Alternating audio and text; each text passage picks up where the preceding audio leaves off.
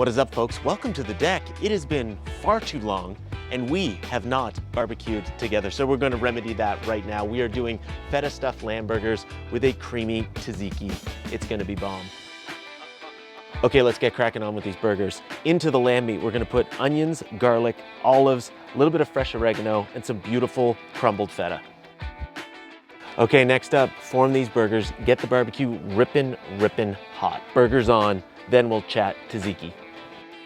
Okay, tzatziki time. This is so delicious. Grab some yogurt. You're gonna wanna get some cucumber, shred it up and drain out as much water as possible. A little bit of fresh mint, some fresh lemon juice, garlic, olive oil, mix it together. So bomb.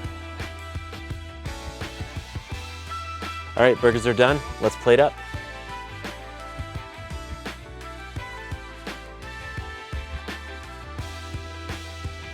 That is bomb.